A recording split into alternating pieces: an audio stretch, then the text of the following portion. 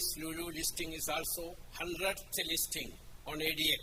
Another milestone indeed for Abu Dhabi. This is also an honor for us. This IPO, which was oversubscribed 25 times and creating a record for the highest retail investor participation, making Lulu IPO the largest IPO of this year. ഒരു ഇന്ത്യക്കാരന്റെ ഉടമസ്ഥതയിലുള്ള കമ്പനിയുടെ GCCയിലെ ഏറ്റവും വലിയ listing എന്ന റെക്കോർഡോടെ Lulu retail ട്രേഡിംഗിന് തുടക്കമായി. Abu Dhabi securities എക്സ്ചേഞ്ചിൽ UAE നിക്ഷേപ മന്ത്രി Mohamed bin Hassan Al Suwaidi, Lulu chairman MA Yusuff Ali എന്നിവർ ചേർന്ന് ബെൽ റിംഗ് മുഴക്കി ട്രേഡിംഗിന് തുടക്കം കുറിച്ചു.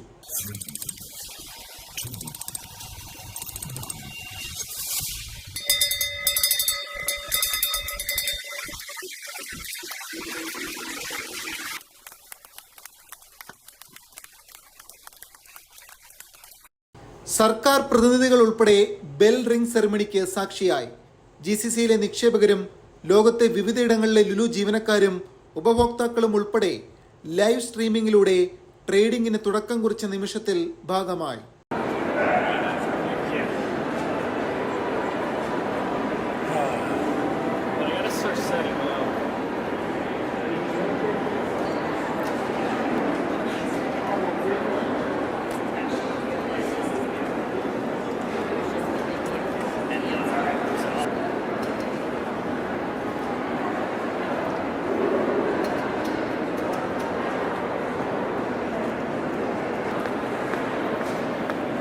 UAEയുടെയും GCCയുടെയും വികസനത്തിന് ലുലു നൽകിയ പങ്കാളിത്തം മാതൃകാപരമാണെന്നും പൊതു പങ്കാളിത്തത്തിലേക്ക് കടന്നതോടെ കൂടുതൽ ജനകീയമാവുകയാണ് ലുലു എന്നും UAE നിക്ഷേപ മന്ത്രി മുഹമ്മദ് ബിൻ ഹസൻ അൽ സുവൈദി പറഞ്ഞു.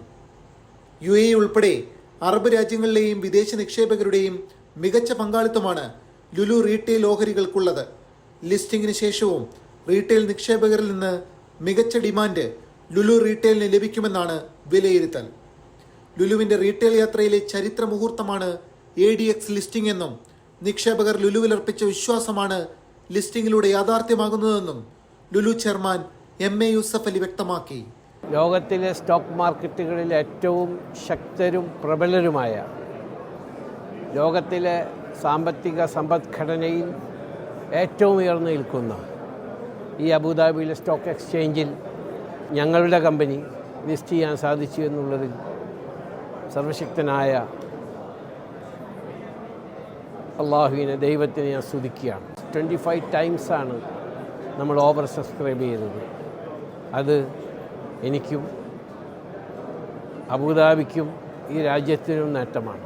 സൗദി അറേബ്യയിലെ ഗവൺമെൻറ്റിൻ്റെ പെൻഷൻ ഫണ്ട് അടക്കം, Kuwait investment authority, Qatar investment authority, Bahrain investment authority, Oman investment authority, UAEയിലെ 20% അബുദാബി ഗവൺമെൻറ് കൂടാതെ ഇവിടുത്തെ പെൻഷൻ ഫണ്ട് അടക്കം വലിയ വലിയ പ്രൈവറ്റ് കമ്പനികളടക്കം ഇതിൽ നിക്ഷേപിക്കുകയുണ്ടായി. ഇത് കൂടുതൽ ഞങ്ങളെ ഉത്തരവാദിത്ത ബോധം ഞങ്ങളിൽ ഉളവാക്കുകയാണ്. നിക്ഷേപകർക്ക് മികച്ച റിട്ടേൺ ലഭിക്കുന്നതിനുള്ള പ്രയത്നം ലുലു തുടരും. 3 വർഷത്തിനകം 100 സ്റ്റോറുകൾ എന്ന ലക്ഷ്യത്തിലാണ് ലുലു. നിക്ഷേപകർ ലുലുവിലർപ്പിച്ച ആത്മവിശ്വാസത്തിന് ഏറ്റവും മികച്ച പിന്തുണ നൽകും. GCCയിലെ രാജകുടുംബാംഗങ്ങളടക്കം ലുലു റീറ്റെയിലിൽ ഭാഗമായ നിക്ഷേപ സ്ഥാപനങ്ങൾക്കും ലുലുവിന് ഉറച്ച പിന്തുണ നൽകുന്ന ഭരണ നേതൃത്വങ്ങൾക്കും നന്ദി അറിയിക്കുന്നുവെന്നും MA യൂസഫ് അലി വ്യക്തമാക്കി. ലുലു ജീവനക്കാരാണ് കരുത്തെന്നും അദ്ദേഹം കൂട്ടിച്ചേർത്തു. We are very proud and excited to list our company Abu Dhabi Securities Exchange ADX today. This Lulu listing is also 100th listing on ADX. Another milestone indeed for Abu Dhabi. This is also an honor for us. This IPO, which was oversubscribed 25 times and creating a record for the highest retail investor participation, making Lulu IPO the largest IPO of this year. We are on a massive expansion drive and well on track to open more outlets in the GCC countries. I and my team will work hard to achieve the result as per the guidance given to our investors.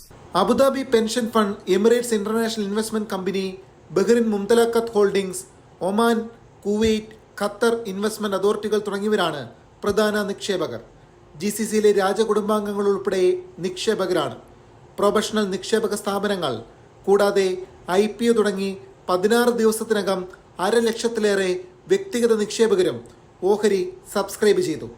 വൻ demand പരിഗണിച്ച് ഓഹരികൾ 30% ഉയർത്തിയിരുന്നു. Abu Dhabi securities എക്സ്ചേഞ്ചിന്റെ ചരിത്രത്തിലെ തന്നെ ഏറ്റവും മികച്ച നിക്ഷേപക പങ്കാളിത്തമാണ് ലുലുവിന് ലഭിച്ചത്. 25 ഇരട്ടി അധിക സമാഹരണത്തോടെ 3 ലക്ഷം കോടിയിലധികം രൂപയുടെ സമാഹരണം. ഒക്ടോബർ 28 മുതൽ നവംബർ 5 വരെയായിരുന്നു പ്രാരംഭ ഓഹരി വിൽപ്പന. 3.12 ലക്ഷം കോടി രൂപയാണ് യഥാർത്ഥ സബ്സ്ക്രിപ്ഷൻ. 89% നിക്ഷേപക സ്ഥാപനങ്ങൾക്കും 10% റീറ്റെയിൽ നിക്ഷേപകർക്കും 1% ഓഹരികൾ ജീവനക്കാർക്കുമാണ് വകയിരുത്തിയത്. $574 കോടി ലുലു റീറ്റെയിലിന്റെ വിപണി മൂല്യം. നികുതിക്ക് ശേഷമുള്ള ലാഭത്തിന്റെ 75% ലാഭവിഹിതമായി നൽകുന്നത് പരിഗണിക്കുമെന്ന് ലുലു വ്യക്തമാക്കിയിരുന്നു. GCCയിലും മറ്റു രാഷ്ട്രങ്ങളിലുമുള്ള വിപുലീകരണ പദ്ധതികളും കൂടുതൽ നിക്ഷേപക സാന്നിധ്യം ഉറപ്പാക്കി.